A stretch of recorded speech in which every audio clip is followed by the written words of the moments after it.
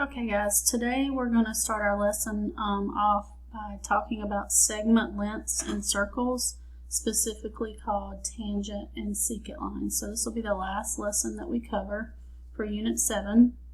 And we're going to start with talking about what's called a tangent line. So in this first example, it says if AB is tangent to circle O at P, so this is a new word for us. So tangent means it touches the circle in exactly one point.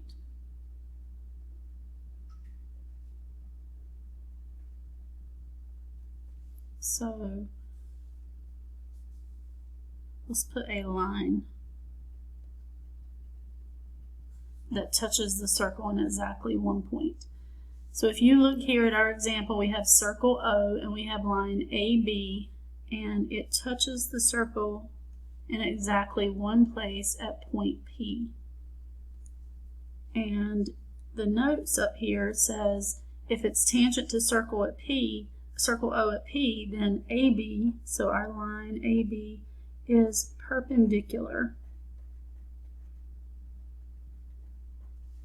to OP. And when you think perpendicular, you should be thinking right angle, which is that 90 degrees. Okay, so here's the parts of our circle. We have our radius, you have your tangent line,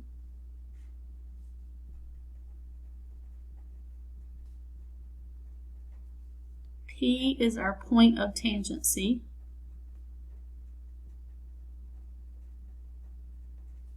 and when that happens, it's perpendicular to your radius, basically, is what this is telling us. So there's some new terms that we've got to understand to be able to work our examples. So our first example tells us that ED is tangent. So we're going to find this segment. If it's tangent to this circle, then I know that it creates a right angle. So that's the first thing I'm going to put in the triangle, because it told me it's perpendicular to the circle at the point of tangency, and it wants us to find X. So if you look at what's created, we have this triangle with one missing angle.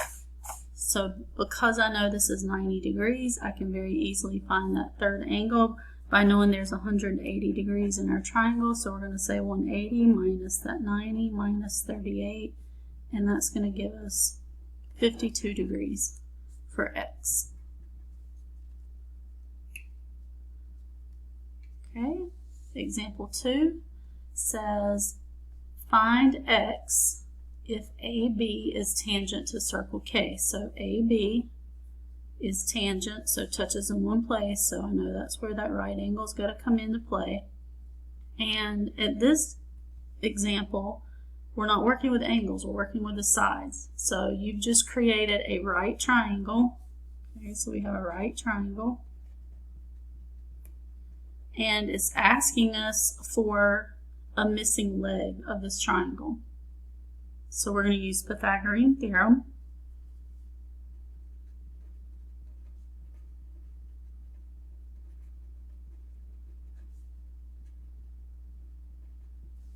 So I'm going to say leg squared, so x squared, plus my other leg squared, which is 8 squared, equals my hypotenuse squared, which is across from your right angle, so 10 squared. So that gives us x squared plus 64 equals 100. Subtract your 64. So x squared equals 36. You know that we would then take the square root of both sides. And normally we worry about positive or negative 6. But if we're talking about the length of the leg of this triangle, or in this case the radius of our circle, it can only be positive. So we don't need to worry about that negative value.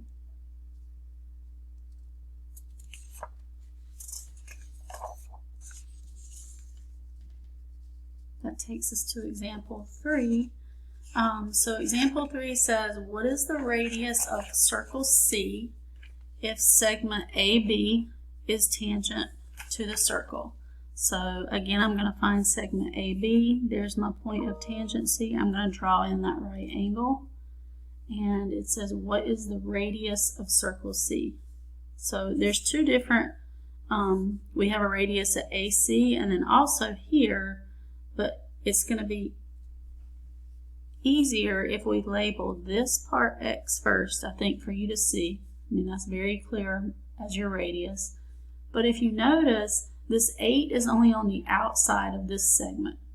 Since this is also a radius, it has a length of X as well. So I'm still going to do Pythagorean theorem, but I need the whole length of my hypotenuse.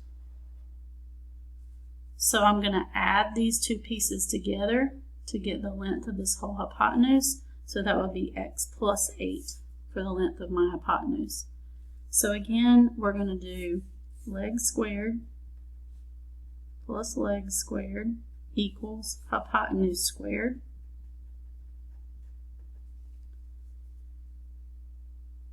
So that's going to give us X squared plus 144 equals, so remember, you're not going to square the first, square the last on this. You're going to expand this. So if you need to come up and do that separately, you can. If you need to box it, FOIL it. So I'm just going to kind of do that part in my head. So we've got X squared, outside would be 8X, inside would be 8X, so that's going to be 16X, and then 8 times 8 would give us 64. Now we're solving this equation, and anytime you have the exact same thing on each side of the equation, you can go ahead and just mark those out because they're going to cancel out. So this is going to give us 144 equals 16X plus 64. I'm going to subtract that 64, get 80, divide, and when we do, X is going to be 5.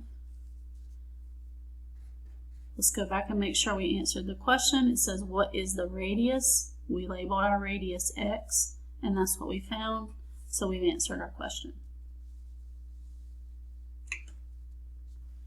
The next example says, if BA, so segment BA, and BC, segment BC, are tangent to circle O, then BA is congruent. So this means congruent, which also means equal to each other. So you have two tangent segments basically. So I'm going to mark both of these congruent. I think of it like an ice cream cone. So each side of my ice cream cone has to be equal, or else my scoop of ice cream is going to tip over. So maybe visually, if you look at it that way, it'll help you. So on example 4, it says, find the value of X if YZ and YF are tangent to the circle. So we've got two segments that are tangent. You know these are both congruent. Therefore, you're just going to set these pieces equal to each other. So we're going to have 7X minus 3 equals 5X plus 1. I'm going to subtract 5X. So 2X minus 3 equals 1. We'll add our 3 to get 2X equals 4. Divide. X is 2. It says find the value of X. So we're good to go. So two tangents, both congruent to each other.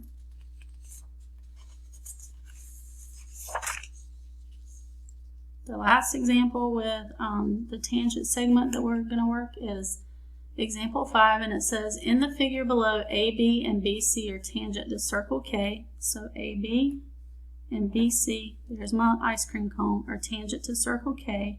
If KR is 15 and BC is 68,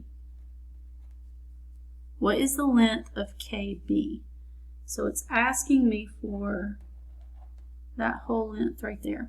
And it says round to 2 decimal places. So another thing you need to remember is when your tangent segment hits your circle, it creates this right angle here.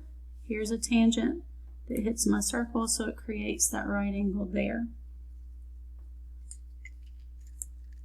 So if you look, KR comes from the center of my circle to the circle, to a point on the circle. So this is actually a radius, okay? So this is a radius. This is also a radius. So if KR is 15, then KC is also 15. So now I've got this triangle that's created, and I know that this side is 15.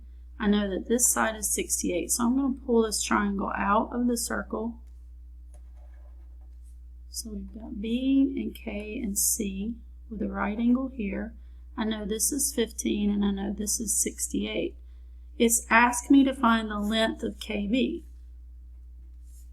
So I can do Pythagorean theorem to find that. So I'm going to say legs squared plus legs squared equals hypotenuse squared. So we're going to do 68 squared, which gives us 4,624, and 15 squared is 225. When I add those together, I'm going to get 4,849. We would then take the square root of both sides.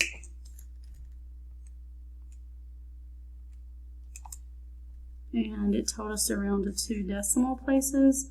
So that's going to give me x equals 69.63. Here we're talking about centimeters.